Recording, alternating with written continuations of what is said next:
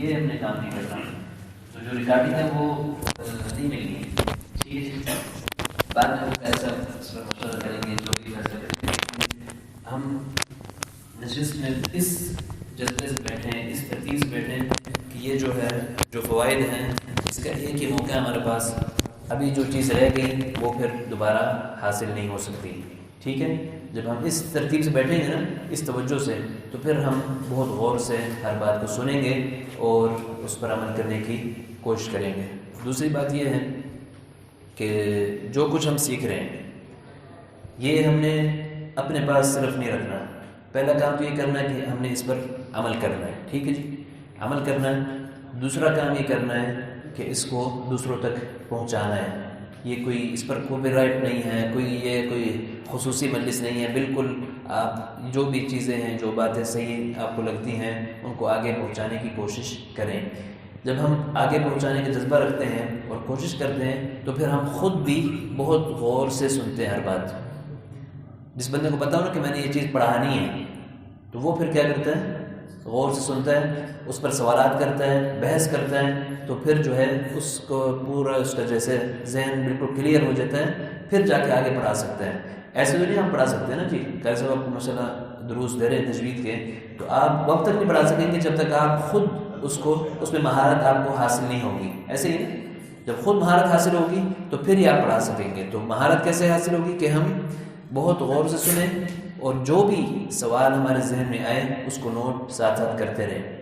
بہتر یہ کہ آپ جو کاپی ہے آپ کی 2 صفحات کھول لیں، ایک صفحے کو سوالات کے لیے رکھ لیں. جو بھی بات آ رہی ہے، جو سمجھ نہیں آئی ہے، کوئی اشکال ہے کسی پر، تو اس کو جو ہے نا نوٹ کر لیں. سوالات کا صفحہ الگ کر لیں اور فوائد کا صفحہ الگ کر لیں. ٹھیک ہے، یا اپنے پاس چھوٹا سا پیپر مثلا اس میں سے پھاڑ کے رکھ لیں سوالات کے لیے سائڈ پر. جو بھی ذہن میں سوال آئے بات کے دوران اس کو آپ نوٹ کر لیں، اور جب بھی موقع ہو تو اس کو آپ سوال کر لیں.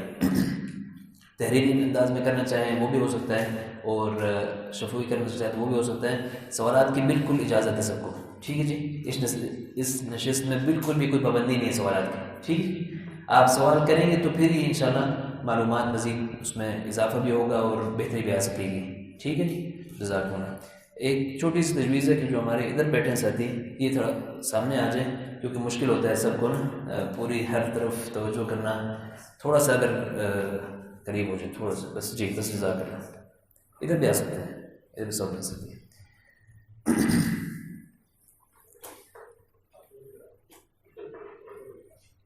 آج کا جو ہمارا موضوع ہے وہ کیا ہے جی؟ کلاس کا نظم و ضبط. جیسے حضرت فرما رہے تھے ابھی تھوڑی دیر پہلے کہ ہم نے نظم و ضبط کی ہمیں ضرورت کیا ہے؟ ہم نے پڑھ لیا بس پڑھانے بیٹھ گئے، تو نظم و ضبط کی کیا ضرورت ہے؟ جی بتائیں، کوئی ساتھی بتائیں جو آپ کے ذہن میں بتا دیں. جی جی جی جی جی تو کیوں ترتیب ضروری ہے؟ جزاک اللہ. بالکل، کوئی بھی کام کائنات میں بے ترتیبہ نہیں ہے. اللہ تعالیٰ نے ہر چیز کو ایک نظام کے ساتھ بنایا ہے.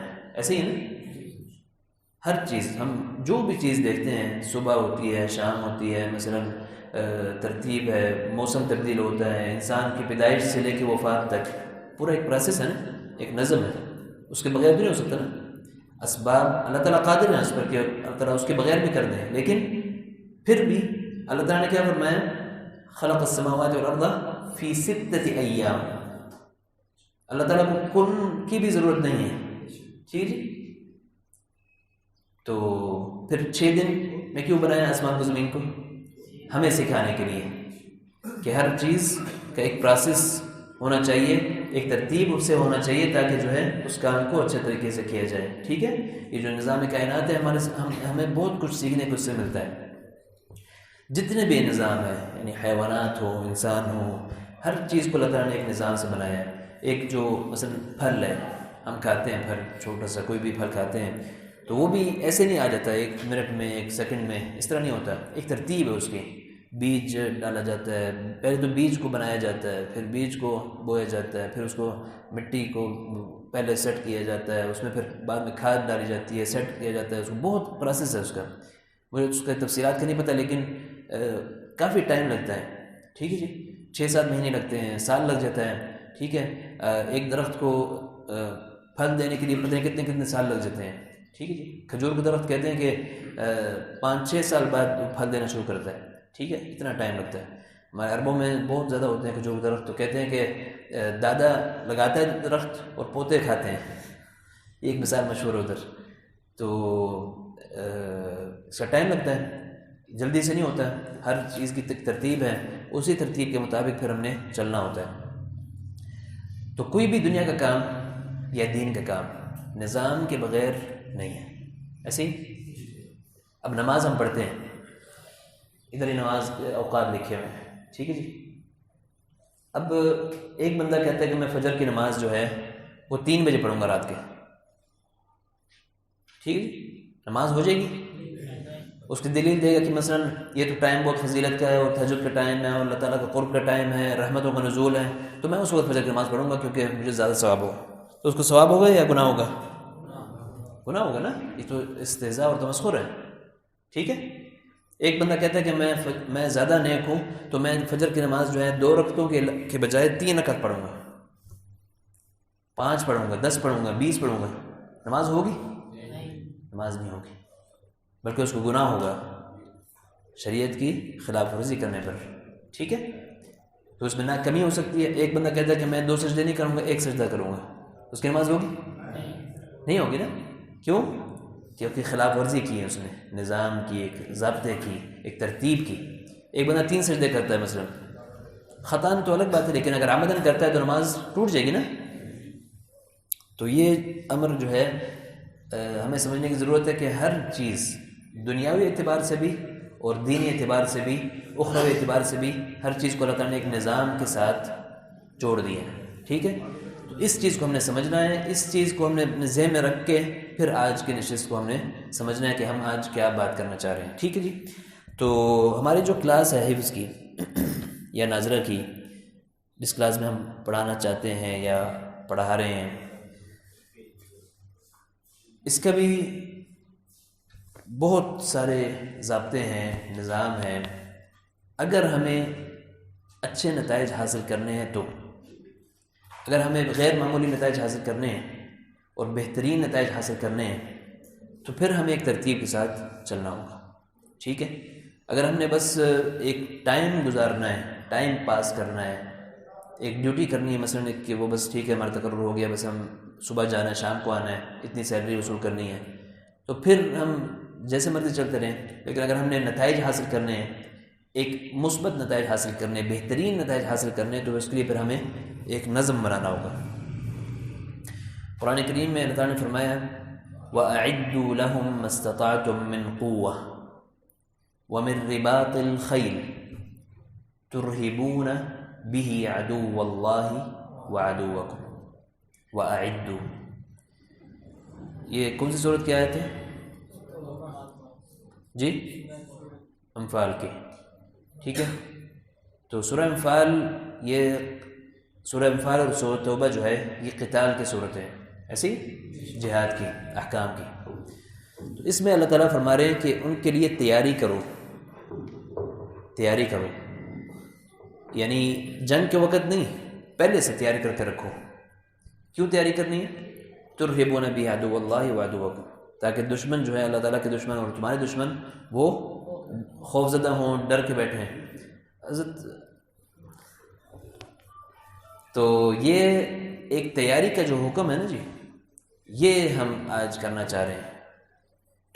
تیاری آپ صلی اللہ علیہ وسلم پوری تیاری کے ساتھ کرتے تھے، جو بھی کام کرتے تھے، خاص طور پہ جنگیں وغیرہ، غزوات، چیزیں، اس کی پوری ایک تیاری ہوتی تھی، ایک پلاننگ ہوتی تھی، پوری ترتیب ہوتی تھی. سب لوگوں کی ذمہ داریاں تقسیم ہوتی تھیں کہ فلاں یہ کام کرنا ہے، فلاں یہ کام کرنا ہے، اور پھر پورے سارے کاموں کی آپ خود سب کی رہنمائی بھی کرتے تھے اور سب کی نگرانی بھی کرتے تھے، اور پورے اس کے احتسابی عمل ہوتا تھا. آپ صلی اللہ علیہ وسلم خود صفوں کو سیدھا کرتے تھے معرکے میں، اور خود اس کی پوری پلان کر کے بتاتے تھے کہ انہوں نے اس طرح کرنا ہے، آپ نے اس طرح کرنا ہے، آپ کی یہ ذمہ داری ہے، آپ کی یہ ذمہ داری ہے. تو ہمارے لیے جو اسوہ حسنہ ہے نا جی، ہمارے لیے جو نمونہ ہے، ایک کامیاب زندگی کا، ایک کامیاب مشن کا، وہ نبی کریم صلی اللہ علیہ وسلم کی زندگی ہے. آپ کی سیرت طیبہ جو ہے یہ ہمارے لیے نمونہ ہے. ایک کامیاب نمونہ جو ہے نا ہمارے لیے وہ ہے رول ماڈل، جس کو ہم کہتے ہیں.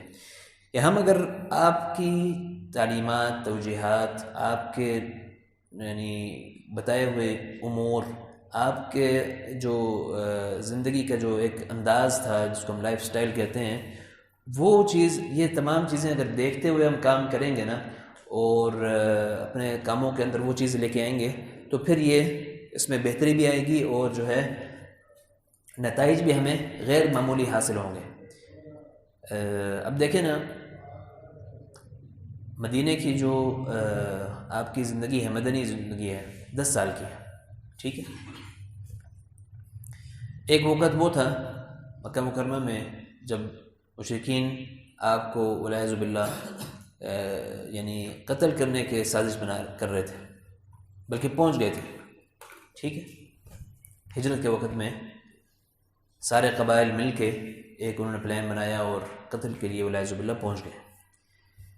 ایک وقت وہ تھا حجۃ الوداع کا، جس میں کتنے صحابہ شریک تھے؟ 1 لاکھ سے زیادہ صحابہ شریک تھے، مسلمان شریک تھے، پورے جزیرہ عرب سے لوگ آئے تھے، ٹھیک ہے. اور اس سے پہلے فتح مکہ کے وقت یعنی فوج در فوج لوگ جو ہیں، وَرَأَيْتَ النَّاسَ يَدْخُلُونَ فِي دِينِ اللَّهِ أَفْوَاجًا، گروہ در گروہ، فوج در فوج جو ہیں لوگ اسلام میں داخل ہو رہے تھے. تو یہ جو تبدیلی ہے، یہ جو ایک اللہ تعالیٰ کی نصرت ہے، ترتیب ہے، یہ ایک ترتیب کے ساتھ اس کام چلا ہے.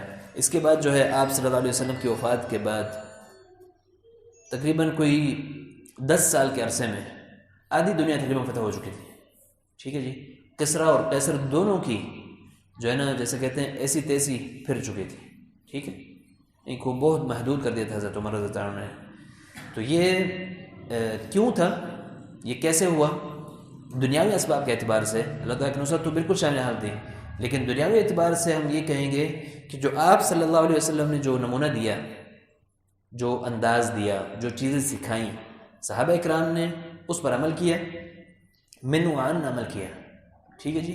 دل سے قبول کیا، اس کے اوپر عمل کیا انہی اسباب پر، اور پھر اللہ تعالیٰ کی طرف سے پوری نصرت آئی اور دنیا جو ہے نا فتح ہو گئی، ٹھیک ہے. تو ہم اس چیز کو ہم نے ذہن میں رکھنا ہے اور اس چیز کو بالکل یعنی کہ آج کا ایک مقصد ہم بنا لیں کہ ہم نے جو نبی کریم صلی اللہ علیہ وسلم کی تعلیمات ہیں اور آپ کا جو انداز تھا ہر کام کا، اور اس کو ہم نے اپنانا ہے، اور اس میں سے سیرت طیبہ میں سے یہ چیزیں اخذ کرنی ہیں.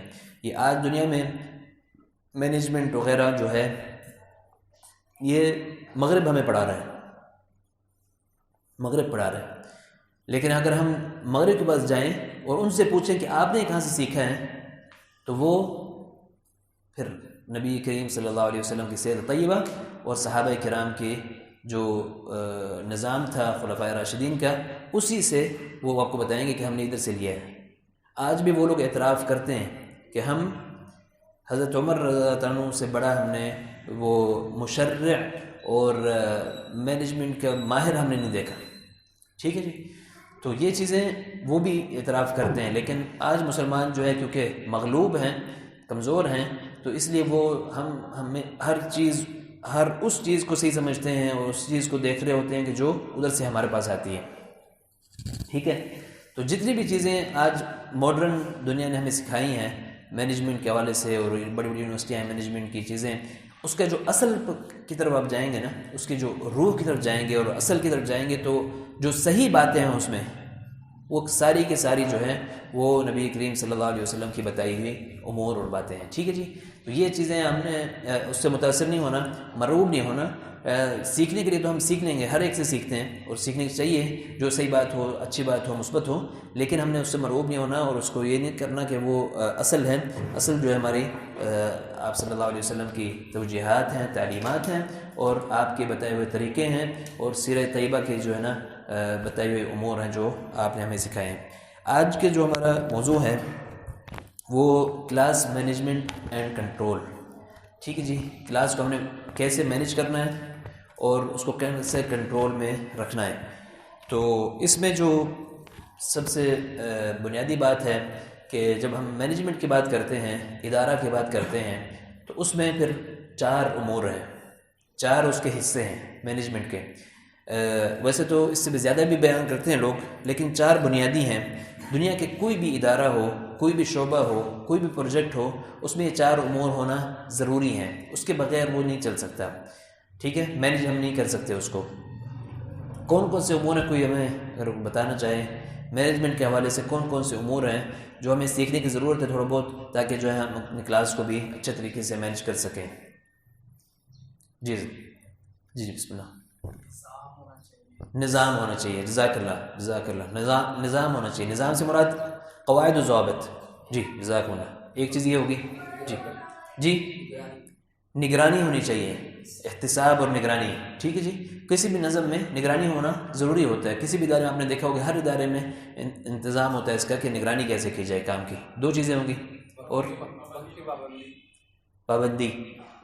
پابندی بھی نظم کے تحت آتی ہیں، یعنی اس کا جز ہے. یعنی ظاہر بات ہے کہ نظم میں بہت ساری چیزیں آتی ہیں، پھر اس میں ایک وقت نظام اوقات کی بھی چیزیں آتی ہیں، اور بھی بہت سارے امور ہوتے ہیں. جی بسم اللہ. جزاک اللہ. نصاب. جی بالکل، تعلیمی اداروں میں نصاب بہت اہمیت رکھتا ہے. جی میں جنرل بات کر رہا ہوں. جنرل کسی بھی ادارے کو مینیج کرنے کے لیے 4 اجزاء اس کے ہیں، جس میں یعنی کہ کوئی بھی کسی قسم کی اس میں کمپرومائز نہیں ہو سکتا. جو آپ نے بات بتائی بالکل بجا فرمایا، اور حضرت نے بھی، اور جو حضرت نے بتائی بالکل بات صحیح ہے. یہ اجزاء میں آتی ہیں. اگر ہمارے پاس وائٹ بورڈ ہو نا تو اس میں ہم اس کو لکھ کے تھوڑا سا ہے حضرت کوئی وائٹ بورڈ کا انتظام اگر ہو جائے تو بہت اچھا. جزاک اللہ. تو 4 اجزاء ہیں مینجمنٹ کے. 2 آپ نے بتا دیے ہیں، نظم اور دوسرا نگرانی. 2 چیزیں ہو گئی. 2 چیزیں رہ گئیں. کون بتائے گا؟ جی جی بالکل جزاکم اللہ. یہ بھی بالکل ایک اہم امر ہے اور بالکل صحیح ہے، لیکن یہ ضمن میں آئے گا انشاءاللہ. طریقہ تعلیم، انداز. جی اس کے علاوہ جی تربیت. جی جی معاونت. نگرانی کے علاوہ معاونت. ہاں جی بالکل صحیح ہے. اس کو ہم کہتے ہیں رہنمائی. رہنمائی بتلانا کہ کام کیسے کرنا ہے. یہ رہنمائی بہت ضروری ہوتی ہے ہر کام میں. تو 3 چیزیں ہوں گی. جزاکم اللہ. ایک چیز رہ گئی جو کہ سب سے پہلے نہیں، نظم کے لیے، کوئی بھی نظم چلانے کے لیے آپ کو 4 چیزیں چاہیے ہوتی ہیں. میں آپ سے عرض کر رہا ہوں کہ یہ کلاس کی بات نہیں ہو رہی. کوئی بھی دنیا کا نظم، کوئی دکان ہے نا جی، کوئی دکان ہے تو اس کے لیے بھی یہ ضروری ہوتا ہے کہ 4 چیزیں اس میں ہوں تاکہ جو وہ کامیاب دکان ہو. جزاکم اللہ خیرا. جزاکم اللہ. آپ کا نام کیا نام ہے؟ علی رضا صاحب نے بہت صحیح بات کی اور بالکل صحیح. منصوبہ بندی، منصوبہ بندی. ٹھیک ہے جی. تو 4 اجزاء ہیں ہمارے مینجمنٹ کے. جو بنیادی اجزاء ہیں وہ 4 ہیں. کون کون سے؟ سب سے پہلے منصوبہ بندی، پلاننگ جس کو ہم کہتے ہیں. لکھ لیں یہ چیزیں، یہ آپ چیزیں لکھ لیں. ٹھیک ہے جی. یہ پہلے نمبر پر منصوبہ بندی، کہ ہم نے کیا کرنا ہے، کب کرنا ہے، کیسے کرنا ہے، کیوں کرنا ہے، کتنا کرنا ہے، کون ہمارے ساتھ مددگار ہوگا، کون اس کا فائنانس کرے گا. یہ سارے امور جو ہیں، یہ سارے سوالات جو ہیں اس کے آتے ہیں ضمن میں کہ ہم نے جو کام کرنا ہے اس کا کیا منصوبہ ہوگا. اب یہ کورس ہو رہا ہے تو یہ ظاہر بات ہے کہ حضرت قاری صاحب نے اس کا ایک منصوبہ بنایا ہوگا کہ اس دن شروع ہوگا، اس دن ختم ہوگا، اس کے مدرسین فلاں ہوں گے، عنوانات یہ ہوں گے، اس ترتیب سے ہم چلیں گے. لیسن پلان بھی ہوتا ہے پھر کہ ہم نے اس دن میں یہ پڑھانا ہے، اس دن میں یہ پڑھانا ہے. ٹھیک ہے جی. اس دن اس ٹائم سے اس ٹائم تک یہ کام ہوگا، اس طرح ہوگا. تو اس میں یہ ہمارا عنوان بھی موجود ہے. تو یہ منصوبہ بندی ہوتی ہے. ٹھیک ہے جی. اس کو ہم عربی میں تخطیط کہتے ہیں اور انگلش میں پلاننگ کہتے ہیں. پلاننگ. ٹھیک ہے. یہ پہلے نمبر پر. دوسرے نمبر پر جو آپ نے بات فرمائی، تنظیم، نظم. ہم نے پلاننگ کر لی کہ ہم نے کیا کرنا ہے، کیوں کرنا ہے، کب کرنا ہے، کتنا کرنا ہے، یہ ساری امور. اس کے بعد ہم نے اس کا قواعد و ضوابط مرتب کیے. قواعد و ضوابط مرتب کیے جاتے ہیں کہ رولز کیا ہوں گے. مثلا آپ کے یہ مسجد ہے، ادھر مدرسہ ہے مثلا، تو اس میں ایک صفائی کا نظم ہے، ایک مینٹیننس کا نظم ہے، ایک تدریس کا نظم ہے کہ کون اساتذہ ہوں گے اور کس طرح کے ہوں گے، کیا شرائط ہوں گی ان کی.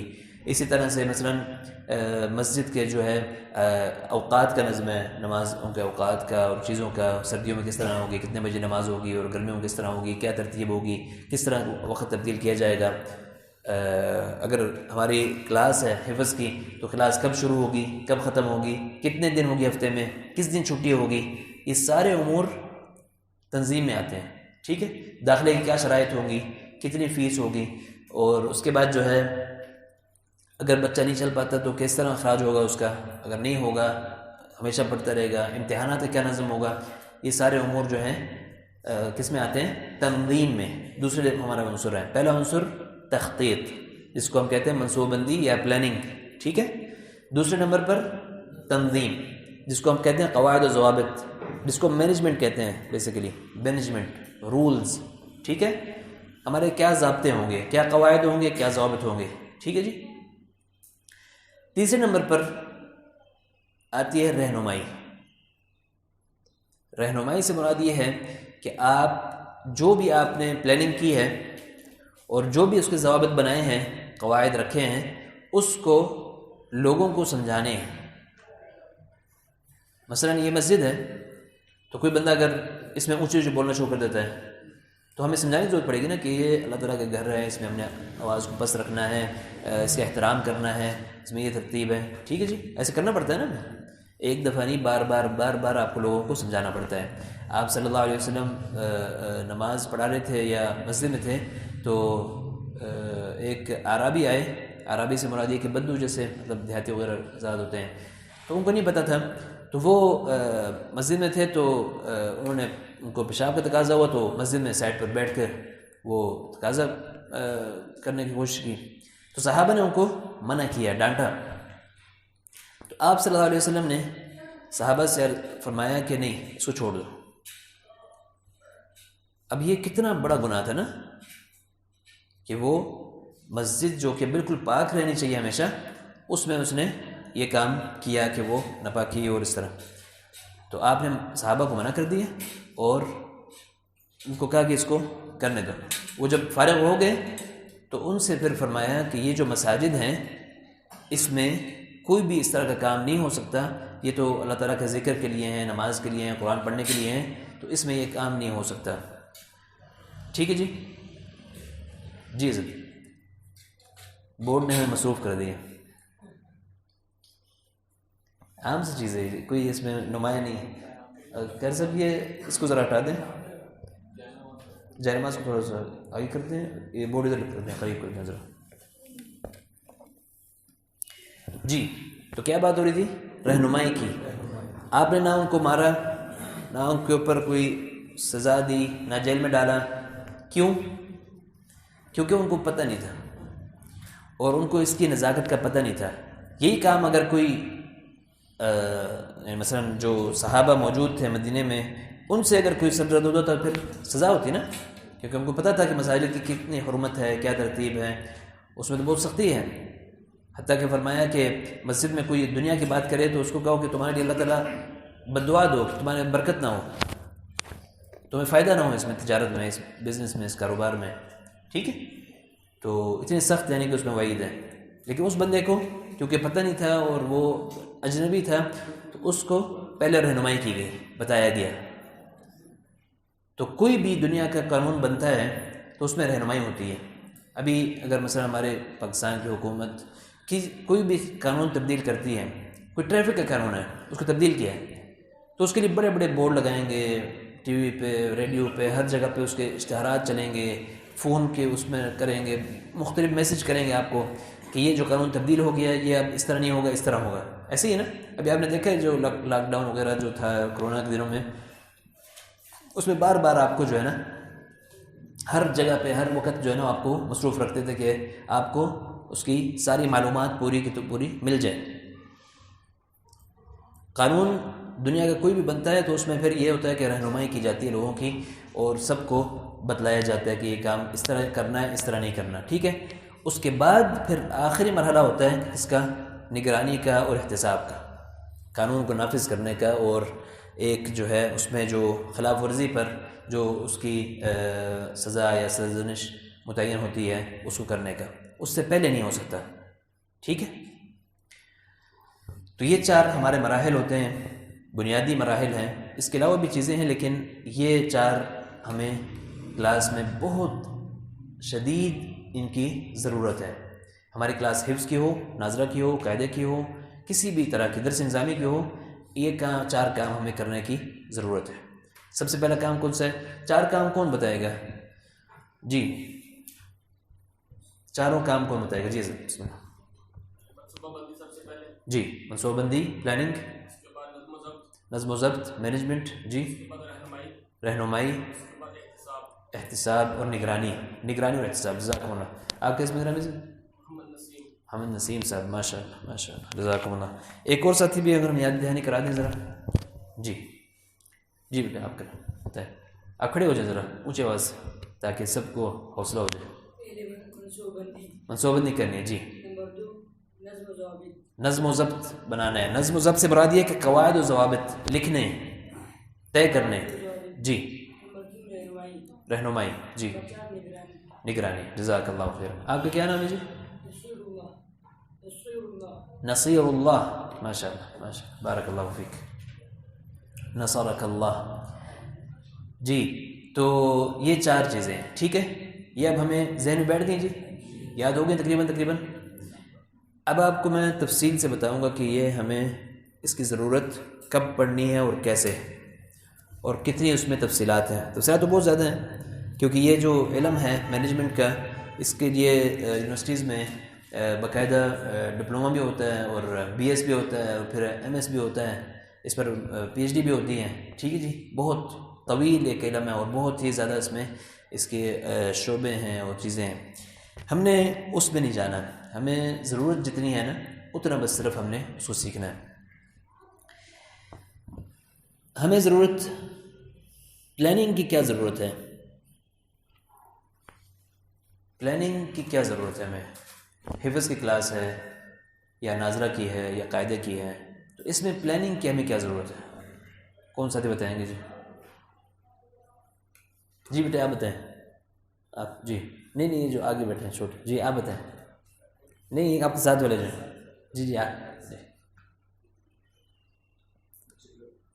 سوچیں۔ نہیں ٹھیک ہے بیٹھیں، مزید نہ ڈسٹرب کریں۔ جی سوچیں، ٹھیک ہے؟ آپ کو نہیں آتا تو آپ سوچیں، ٹھیک ہے؟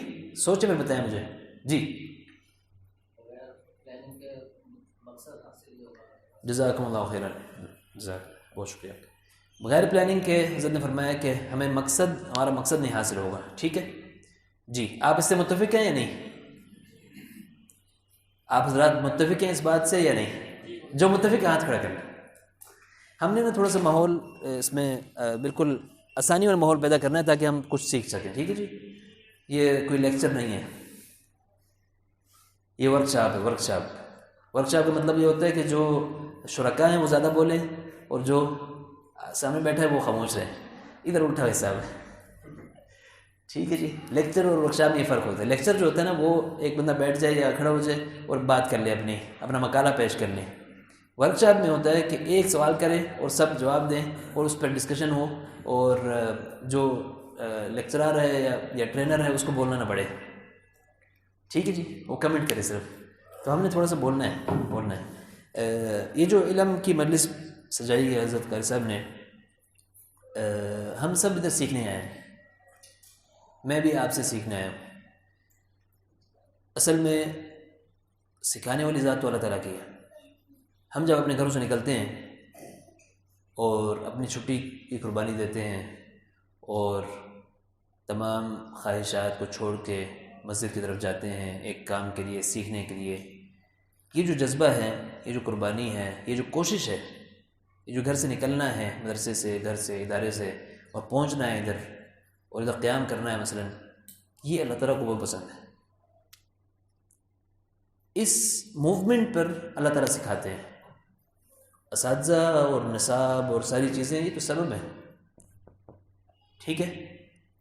تو ہم نے یہ نیت کر لینی ہے نکلنے سے پہلے گھر سے کہ ہم اللہ تعالیٰ سے سیکھنے جا رہے ہیں، اللہ تعالیٰ ہمیں سکھائیں گے، اللہ تعالیٰ ہمارے دل کو کھول دیں گے اور علم اس میں آ جائے گا. ٹھیک ہے جی. تو ہم نے اس کو اس انداز میں لینا ہے اس کلاس کو, اور اس میں جو ہے بالکل یعنی کہ سیکھنے کے ماحول میں بیٹھیں, اور جو بھی بات ہو, جو اشکال ہو, جو بھی ذہن میں ہو آپ کا, اس کا اظہار بھی کریں تاکہ جو ہے ایک فریش رہیں سب لوگ, نیند نہ آئے ہمیں.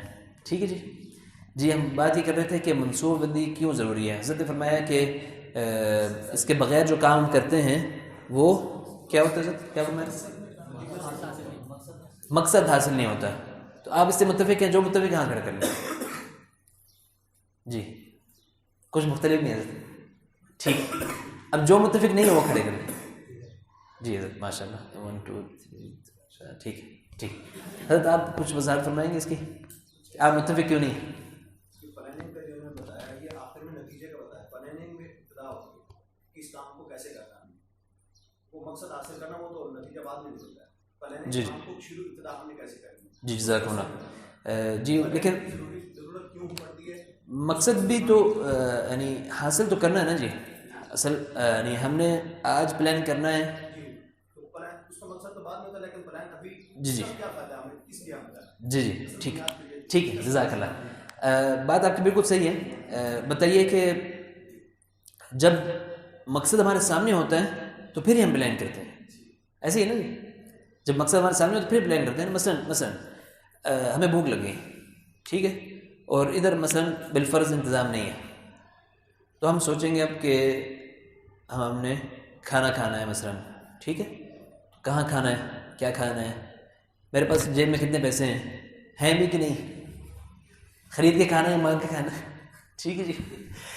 یہ بس یعنی آپ حضرت کو خوش کرنے کے لیے, آپ حضرت ماشاء اللہ معزز ہیں, تو یہ سب کچھ ہم پلان کرتے ہیں نا جی.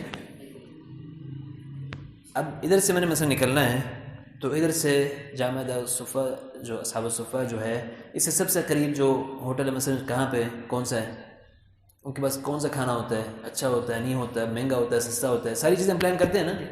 تو ہم جب پلان کر رہے ہوتے ہیں تو اصل مقصد ہمارے ذہن میں ہوتا ہے, اور اس کے بغیر حصول اس کا مشکل ہو جاتا ہے. پلاننگ نہ کرنے کی صورت میں کیا ہوتا ہے, مقاصد تو تھوڑے بہت حاصل ہو جاتے ہیں, لیکن دو چیزیں ہوتی ہیں. ایک تو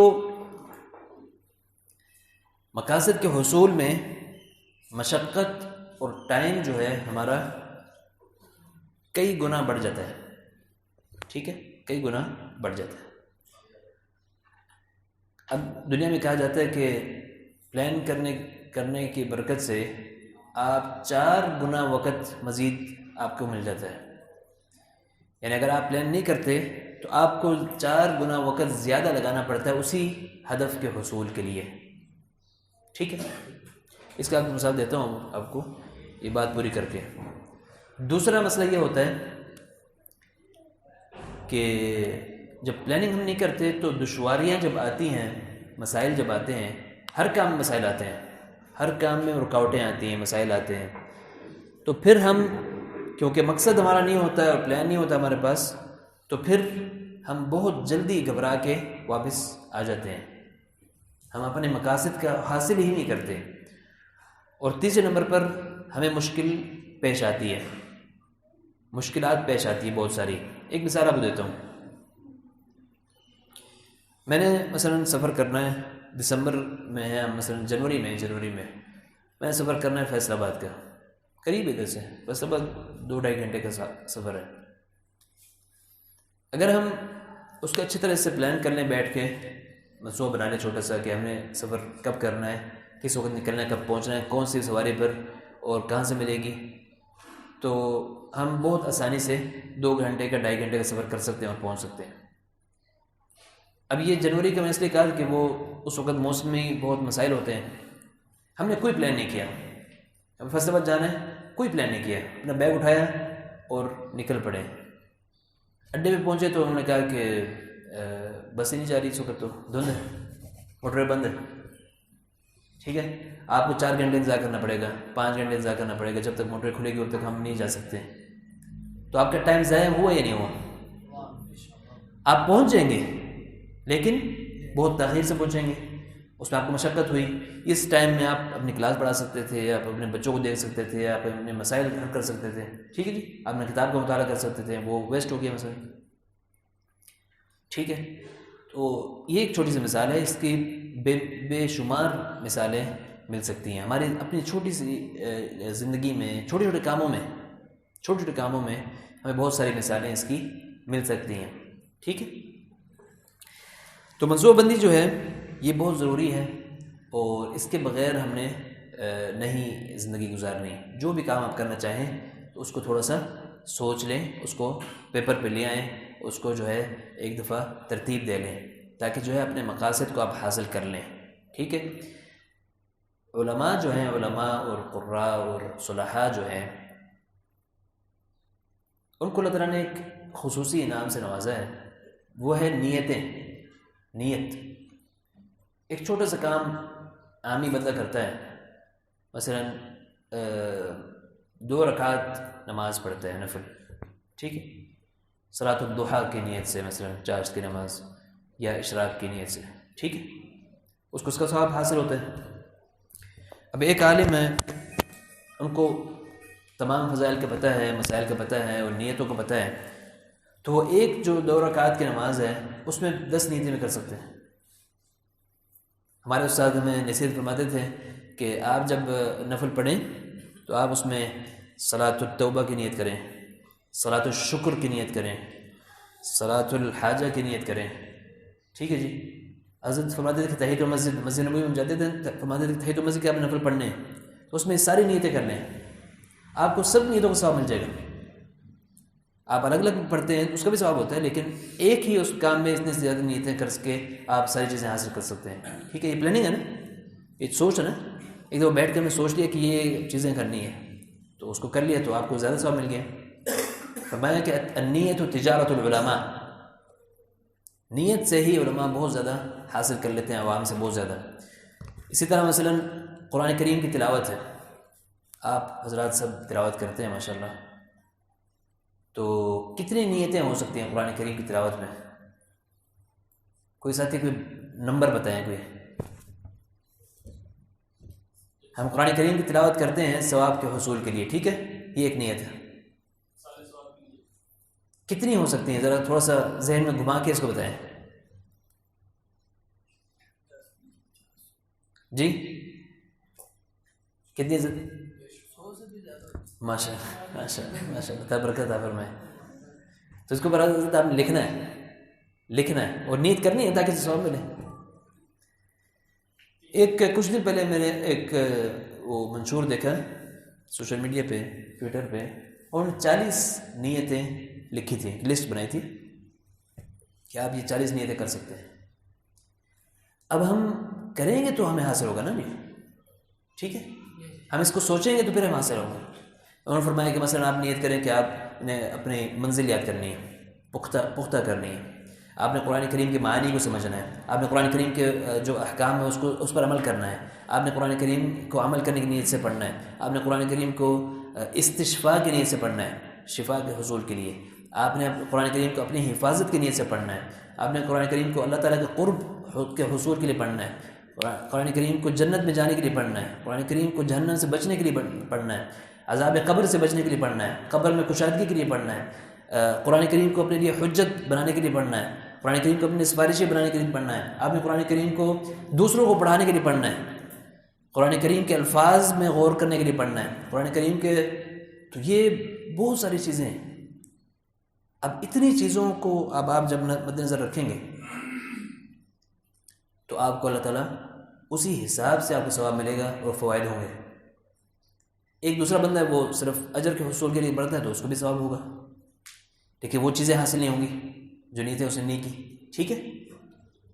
بلکہ ہمارے استاد فرماتے تھے کہ آپ اپنے والدین اکثر یعنی مثلا بڑے ہوتے ہیں عمر میں اور ان کے مسائل ہوتے ہیں صحت کے چیزوں کے، اس کے لیے دعا کریں، ان کے لیے نیت کے پڑھیں کہ میں قرآن پڑھ رہا ہوں، اللہ تعالیٰ اس کی برکت سے میرے والدین کو شفا عطا فرمائے، ٹھیک ہے، ان کے مسائل حل فرمائے، ان کے قرض ادا فرمائے، ٹھیک ہے جی۔ تو قرآن کریم اللہ تعالیٰ کا کلام ہے، بہت عظیم کلام ہے، تو اس کے جتنی بھی ہم نیتیں کر لیں اس کا حاصل اللہ تعالیٰ نے دینے ہونے نا جی، تو اللہ تعالیٰ دیں گے انشاءاللہ۔ تو یہ چیز ہے، یہ پلاننگ ہے، پلاننگ کا مطلب بہت بڑی کوئی منصوبہ کرنا یہ نہیں ہے، یہ ہے کہ ہم تھوڑا سا سوچ لیں، بیٹھ کے ایک دفعہ اس کو تبدیل کر لیں، اپنی سوچ کو، اس کو تھوڑا سا اس کو منظم کر لیں، ان چیزوں کو لکھ لیں۔ ہمارے ایک بڑے استاد تھے، تو وہ حج پہ تشریف لے جاتے تھے، تو انہوں نے ایک دن اعلان فرمایا اپنی مجلس میں، مجلس ذکر میں، کہ جو ساتھی میں دعا کروانا چاہتا ہے تو مجھے نام لکھ کے دے۔ وہ ایک طویل لسٹ بن گئی۔ تو حضرت نے فرمایا کہ میں نے تمام لوگوں کے لیے مطاف میں بیٹھ کے کعبے کے سامنے سب کے لیے دعا کی ہے، نام لے کے، ایک ایک نام۔ ٹھیک ہے، یہ پلاننگ ہے نا؟ تو یہ اس طرح کی مثالیں ہمارے پاس بہت ساری موجود ہیں۔ پلاننگ میں ایک فائدہ ہمیں یہ ہوتا ہے کہ ہم جو خیر کا کام کرنے جا رہے ہیں، ہمیں نہیں پتہ کہ ہم کتنا اور ہمارے پاس ٹائم ہے۔ کسی کو گارنٹی ہے کہ 10 سال میں رہنا ہے، 20 سال رہنا ہے، 30 سال رہنا ہے، 50 سال رہنا ہے، 100 سال کی عمر میں انتقال کرنا ہے؟ کسی کو گارنٹی نہیں ہے۔ بلکہ اس کی گارنٹی بھی نہیں ہے کہ ہم یہ نشست پوری کر سکیں گے، نہیں، اس مسجد سے نکل سکیں گے، نہیں، ایک لمحے کی ہمارے پاس گارنٹی نہیں ہے۔ ٹھیک ہے، جب ہم منصوبہ بناتے ہیں نا، پلاننگ کرتے ہیں اور نیت کرتے ہیں کہ ہم نے یہ کام کرنا ہے، تو اچھے کام کی نیت کرنے سے ہی اللہ تعالیٰ ثواب لکھ دیتے ہیں آپ کا۔ ٹھیک ہے، نیت کرنے سے ہی، اگر ہم نہیں بھی کر پائے پھر بھی ہمیں اس کا ثواب مل جائے گا۔ یہ ایک بہت بڑا فائدہ ہے ہمیں پلاننگ کا۔ ٹھیک ہے جی، آپ نیت کریں کہ میں نے 1000 حفاظ تیار کرنے ہیں، 1000 حفاظ۔ ٹھیک ہے، یہ دنیاوی اعتبار سے ناممکن نہیں ہے۔ بہت سارے اساتذہ ہمارے جن کے ہزاروں حفاظ ان کے شاگرد ہیں یا شاگردوں کے شاگرد ہیں، ایسے ہیں نہیں۔ آپ نیت کر لیں، اللہ تعالیٰ آپ کو اس نیت پر ثواب دے دیں۔ اللہ تعالیٰ اکرم الاکرمین ہے۔ اللہ تعالیٰ کے ساتھ بزنس جو ہے نا، کاروبار اللہ تعالیٰ کے ساتھ بہت آسان ہے، بہت آسان ہے، اور ہمیشہ نفع ہی نفع ہے، اس میں کوئی نقصان نہیں۔ ٹھیک ہے جی، تو یہ چیزیں ہم نے سوچنی بھی ہیں اور اس کو عمل میں لے کے آنا ہے کہ میرا یہ پلان ہے، میرا یہ منصوبہ ہے۔ آپ 50 سال کا منصوبہ بنا لیں، آپ کل انتقال کر گئے تو وہ جو 50 سال آپ کا منصوبہ تھا، جو نیت تھی، اس پر آپ کو ثواب سب مل گیا۔ آپ صلی اللہ علیہ وسلم نے ایک غزوے میں فرمایا کہ کچھ تمہارے ساتھی ایسے ہیں جو کہ مدینے میں رہ گئے، لیکن تم کہیں بھی تم نے پڑاؤ ڈالا یا ادھر سے اٹھ کے چلے گئے یا غزوے میں شرکت کی یا جو بھی کام کیا تم نے، جو بھی مشقت اٹھائی، جو بھی تمہیں ثواب ہوا، اس میں وہ لوگ شریک ہیں۔ کیوں؟ فرمایا کہ حبسہم العذر، وہ لوگ، ان کی نیت تھی آنے کی، کوشش بھی انہوں نے کی لیکن نہیں آ پائے، ان کے پاس اسباب نہیں ہوئے، وسائل نہیں ہوئے، ان کی جو کڑن تھی، ان کی جو شوق تھا، ان کی جو نیت تھی، اس پر اللہ تعالیٰ نے ان کو پورا ثواب عطا فرمایا۔ آئی جی، گھروں میں بیٹھے ہیں، ثواب پورا۔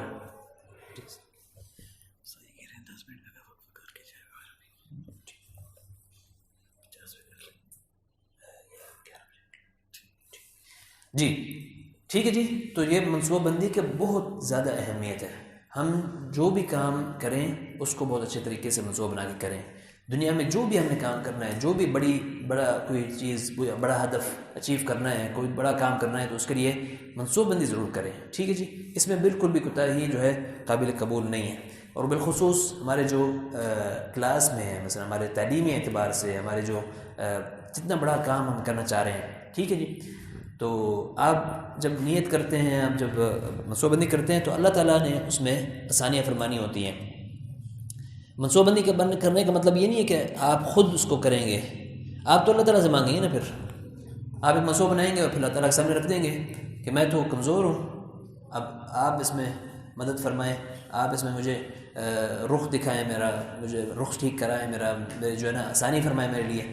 تو یہ اللہ تعالیٰ نے پھر انشاءاللہ آپ کو دینا ہے۔ پھر ہم جب منصوبہ بنا لیتے ہیں تو پھر ہم بڑوں کے پاس جاتے ہیں، جیسے حضرت نے تھوڑی دیر پہلے فرمایا، پھر ہم اپنے کابر کے پاس جاتے ہیں، ان کو جا کے سناتے ہیں کارگزاری، ان کو بتاتے ہیں کہ میں نے یہ سوچا ہے، تو ہمارے کابر پھر ہمیں رہنمائی کرتے ہیں ہماری، اور پھر اس میں تصحیح بھی کرتے ہیں اور دعائیں بھی دیتے ہیں، تو پھر یہ کہ یہ کام آسان ہو جاتا ہے اور اچھے طریقے سے پائے تکمیل تک پہنچتا ہے۔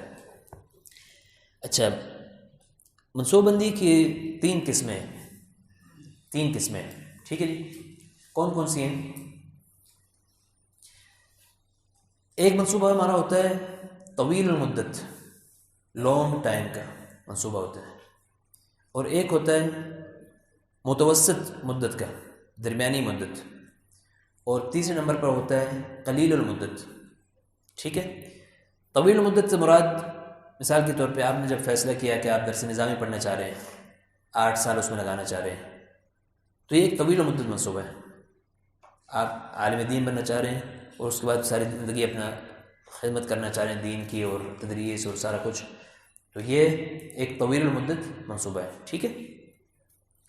متوسط مدت کا منصوبہ ہوتا ہے جو ہم 1 سال کا کرتے ہیں، مثلا کہ اس سال میں نے کون سے مدرسے میں پڑھنا ہے، کون سے بزرگوں سے ملنا ہے، کون سے علوم حاصل کر رہے ہیں، اس سال کون سا ڈپلومہ کرنا ہے. مثلا جیسے آپ نے ادھر منصوبہ کیا کہ آپ یہ تجویدی کورس کریں، اس سال میں نے چھٹیوں میں تجویدی کورس کرنا ہے، حضرت مولانا ذکی کیفی صاحب دامت برکاتہ علیہ کے ہاں. ٹھیک ہے جی. یہ ایک متوسط درمیانی مدت کا منصوبہ ہوتا ہے، 1 سال کا یا میکسیمم 3 سال کا. طویل مدت جو ہے وہ 5 سے 10 15 20 سال کا جو منصوبہ ہوتا ہے ہمارا، بلکہ ساری زندگی کا بھی ہوتا ہے، پوری زندگی کا جو ایک ویژن، لائف ویژن جس کو کہتے ہیں. اس کے بعد قلیل مدت آتا ہے جو کہ مثلا 1 مہینے کا منصوبہ ہمارا، 1 ہفتے کا، 1 دن کا. ٹھیک ہے. مثال کے طور پہ 1 مہینہ کا منصوبہ اس طرح ہو سکتا ہے کہ آپ نے مثلا اس مہینے کون کون سے مثلا سنتوں پہ عمل کرنا ہے، کون کون سے بری چیزوں سے بچنا ہے، اور مثال کے طور پہ فلاں کتاب آپ کی ابھی کمزور رہے گی تھوڑی سی، اس میں کس طرح سے آپ نے بہتری لے کے آنی ہے. مثلا فلاں جو چیز ہے اس میں یہ مسئلہ آ رہا ہے، آپ کو اس سے وہ کیسے حل کرنا ہے. اس مہینے مثلا آپ نے 3 دن تبلیغ جماعت میں لگانے ہیں، اس طرح کرنا ہے، فلاں بزرگ بس جانا ہے. تو یہ ساری چیزیں جو ہے مہینے کے اعتبار سے، ہفتے کے اعتبار سے بھی ہوتے ہیں. ہمارے اکثر ساتھی طلبہ ہیں تو طلبہ کی جو ایک پلاننگ ہوتی ہے اہم، وہ ہم نے کپڑے کیسے دھونے ہیں، ایسے ہی جی جمعے کے دن کپڑے کیسے دھونے ہیں، تو ایک اہم پلاننگ ہے نا جی. ہفتہ وار جو ہماری پلاننگ ہوتی ہے. روزانہ کے اعتبار سے ہمیں مثلا مسائل ہوتے ہیں کہ ہم نے سبق میں کیسے جلدی پہنچنا ہے. اسی طرح سے کھانے پینے کے حوالے سے، چیزوں کے حوالے سے ہلکی پھلکی چھوٹی موٹی ہم پلاننگ کر رہے ہوتے ہیں. ٹھیک ہے. تو طویل مدت کچھ منصوبے ہوتے ہیں، اور کچھ درمیانی مدت کے ہوتے ہیں، اور کچھ جو ہے وہ قلیل المدت کے ہوتے ہیں. ٹھیک ہے جی. اچھا، پلاننگ ہوتی کیا ہے، یہ کون بتائے گا؟ یہ سوال، اس سوال کے بعد انشاءاللہ پھر ہم تھوڑا سا وقفہ لیں گے انشاءاللہ، اس کے بعد پھر دوبارہ سے شروع کریں گے. پلاننگ ہوتی کیا ہے، منصوبہ بندی ہوتی کیا ہے؟ ایک لفظ میں یا ایک جملے میں سوال دے دیں. جی سر. ترتیب. جی ٹھیک ہے. جی خاکہ. ٹھیک ہے. مزید کچھ تھوڑا سا اس میں اضافہ ہو جائے. جی سر. جی نہیں، قواعد و ضوابط الگ ہے. پلاننگ کیا ہوتی ہے؟ جو ہم نے پلاننگ کی ہے اس منزل تک پہنچنا. جی پہنچنا تو ہے ہم نے، لیکن ہوتا کیا ہے، پلان ہوتا کیا ہے؟ جی تصور. آپ قریب ہیں، سمجھ رہا تھا، لیکن تھوڑا سا میں چاہ رہا تھا کہ ہم پہنچ جائیں ادھر. جی کسی کام کے بارے میں لائحہ عمل قریب ہی ہیں. اصل میں اس کو آسان کر رہا ہوں. ہم نے نا اس کو آسان کرنا ہے. پلاننگ پر بڑی بڑی کتابیں آپ کو ملیں گی، 500 صفحات کی. میں نے لائبریری میں دیکھی بڑی بڑی کتابیں، اور انگلش میں، ہر زبان میں، اور اس کے بہت لمبے چوڑے کورسز ہوتے ہیں. میں نے خود اس پر ڈپلومہ کیا پلاننگ کا، تقریباً کوئی ہمیں 3 مہینے لگ گئے اس کو پورا کرنے کے لیے. اتنا زیادہ کام کروایا ہم سے، ہمارے سے انہوں نے. اس کو مختصر کرنا چاہ رہا ہوں ایک جملے میں، تاکہ آپ کو یاد رہے بعد میں. ٹھیک ہے. یہ بھی اس کا حصہ ہے، سوچنا ہو. جی اس کا جو ایک جملے میں جواب ہے نا جی، وہ یہ ہے کہ کچھ سوالات کا جواب پلاننگ ہے. کچھ سوالات کا جواب. ٹھیک ہے.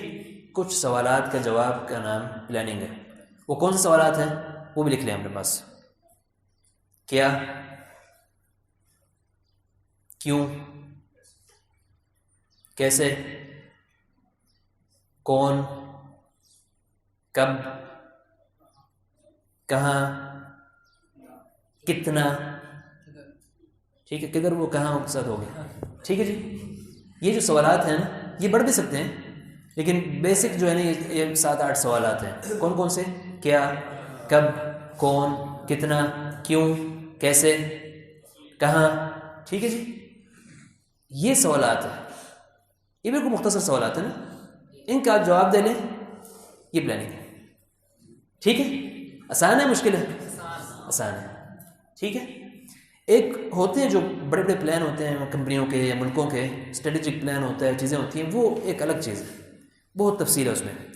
لیکن میں آپ کو مختصراً بتانا چاہ رہا ہوں کہ ہمارے جو کام کے لیے جو ضروری ہے پلان، وہ اس سے بھی حاصل ہو سکتا ہے. ایک یہ ٹول ہمارے پاس کہ ہم ان 7-8 سوالات کا جواب دے لیں کہ ہم نے کیا کرنا ہے، کیوں کرنا ہے، مقصد کیا ہے ہمارا. مثلا میں نے کلاس میں پڑھانا ہے، ناظرہ کی کلاس پڑھانی، کیوں پڑھانی ہے؟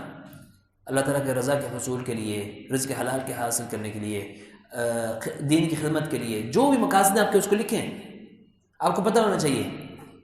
جب ہمیں مقصد کا نہیں پتہ ہوتا تو پھر ہم بہت جلدی اس سے ہٹ جاتے ہیں. ایک بندے کا مقصد پڑھانے کا 15,000 روپے مثلاً سیلری حاصل کر رہا ہے، اور کوئی مقصد نہیں ہے اس کا. اگر کوئی اور بندہ آیا اس نے کہا کہ میں تمہیں 16,000 دوں گا تو وہ چلے جائے گا نا، کام ہو یا نہ ہو. ایسے ہی ہے نا. ایک اور آ گیا اس نے کہا کہ میں 18 دوں گا تو وہ ادھر چلے گئے. ایک اور آیا اس نے کہا کہ میں 20 دوں گا ادھر چلے. ایسے ہی ہے نا. ہمارے اساتذہ، ہمارے قراء کرام، ہمارے علماء کیوں نہیں چھوڑ کے جاتے؟ حالانکہ دنیا کو دیکھ رہے ہیں کہ چھوٹے سے چھوٹی دکان میں بھی ان کی تنخواہ میں ہمارے زیادہ ہیں، جو بالکل سیلز مین ہے، بالکل جس کی کچھ بھی کوئی اسکل نہیں ہے. اس لیے کہ ان کو مقصد کا پتہ ہوتا ہے کہ ہمارا مقصد یہ نہیں ہے، جو پیسے ہمارا مقصد نہیں ہے. ہمارا مقصد اللہ تعالیٰ کا رضا کا حصول ہے، قرآن کی خدمت ہے. اس مشن کو آگے لے کے چلنا ہے، تو اس لیے پھر نہیں چھوڑا جاتا. کیسے کرنا ہے، ہم نے کیا کرنا ہے، کیوں کرنا ہے، اور کیسے کرنا ہے. ٹھیک ہے. انفرادی، اجتماعی، گھر میں، مسجد میں، کوئی بھی ترتیب ہے. کون ہمارا مددگار ہے اس میں، کون ہمارے طلبہ ہیں، کون ہمارا بڑا ہے، کون سرپرست ہے، کون فائنینسر ہے مثلا، کون ہمارے طلبہ ہیں، کون ہمارے محلے والے ہیں. یہ سارے سوالات آپ کے ذہن میں اس کا جواب ہونا چاہیے. اسی طرح کب آپ نے کرنا ہے، کب شروع کرنا ہے، کب ختم کرنا ہے، کب سے کب تک کام ہوگا. جیسے مثلا کورس ہے 22 دن کا کورس ہے، ایسے ہی اس کے شروع بھی معروف ہے، اختتام بھی تقریباً معروف ہے. یہ ایک کب کا سوال اس میں جواب مل جاتا ہے. اسی طرح کہاں کرنا ہے. آج ہمارا کورس ہے مثلا نظم و ضبط کا، تو یہ کہاں پہ ہو رہا ہے؟ صفحہ میں ہو رہا ہے. کل ہمارے کورس ہے آس اکیڈمی میں، کچھ دنوں پہلے جامعہ فتھیہ میں. تو یہ ایک ترتیب ہے نا. تو ہمیں پتہ ہونا چاہیے کہ کب، کہاں پہ، کون سا کام ہم نے کرنا ہے. اور پھر وہ ظاہر بات ہے کہ جب ہم کہاں کا جواب دیتے ہیں تو پھر ہمیں پتہ ہوتا ہے کہ یہ جگہ ہماری ملکیت ہے، ہم کسی کے پاس جا رہے ہیں، کرائے پہ لی ہے، کیا ترتیب ہے، ہر چیز اس کی ذہن میں ہوتی ہے. کتنا کرنا ہے کام، کتنا کام،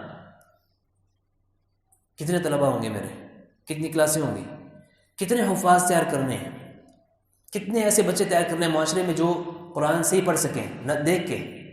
یہ بہت اہم سوال ہے. مسجد نبوی میں ہم نے 2017 کا ویژن تھا کہ ہم نے 10 لاکھ زائرین کو تصحیح کروانی ہے سورۃ فاتحہ کی. 10 لاکھ، 1 ملین. 10 لاکھ جب لکھتے ہیں تو 6 زیرو آتے ہیں ایک کے ساتھ. ٹھیک ہے جی. تو یہ ہم نے ویژن رکھا. 2016 کا رزلٹ دیکھ کے 2016 میں ہمارے 8 لاکھ کچھ زائرین تھے. تو ہمارے جو ڈائریکٹر تھے اس کے زائرین کے جو شعبے کے، ان کو میں نے بلایا. میں نے کہا کہ ہم نے اس کو بڑھانا ہے. تو پھر کافی مشورہ ہوا اس پہ. تو 10 لاکھ پر فیصلہ ہوا کہ 10 لاکھ زائرین ہم نے ہمارا ٹارگیٹ ہے اس سال کا. الحمدللہ 17 کے آخر میں انہوں نے مجھے بتایا کہ ہم نے اچیو کر لیا اور بلکہ بڑھ گیا. 11.5 لاکھ زائرین نے اس میں شرکت کی ہے ایک سال میں. تو ہمیں پتہ ہو نا کہ کتنا کام ہم نے کرنا ہے. اس حساب سے پھر ظاہر بات ہے ہم اساتذہ کی تقرر کرتے ہیں، چیزیں کرتے ہیں، کلاسیں بڑھاتے ہیں، ٹائم بڑھاتے ہیں، اس کی تشہیر کرتے ہیں. اس کے لیے پھر ظاہر بات محنت ہوتی ہے. ایک بندے نے 10 بچوں کو پڑھانا ہے، اس کی پلاننگ چھوٹی سی ہوگی. ایک بندے نے 10,000 کو پڑھانا ہے, ٹھیک ہے جی, پوری امت کو پڑھانا ہے, اس کی پلاننگ پھر الگ ہوگی, ٹھیک ہے.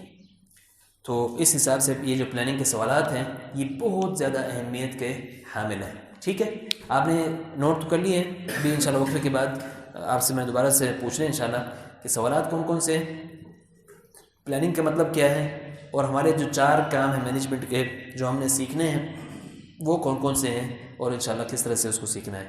اللہ تعالیٰ ہم سب کو صحیح بات پر عمل کرنے کی توفیق عطا فرمائے. کوئی سوال ہو وقفے سے پہلے تو تاکہ بھول نہ جیسا تھی تو وہ کر سکتے ہیں, تاکہ 1-2 منٹ میں بس صرف. جی کوئی سوال جو آپ نے لکھے ہوں, ویسے آپ نے جو ورقہ رکھا ہے آپ کے پاس سوالات کا, ٹھیک ہے, خالی ہے بالکل. سوالات نہ ہونے کا مطلب 2 ہو سکتے ہیں,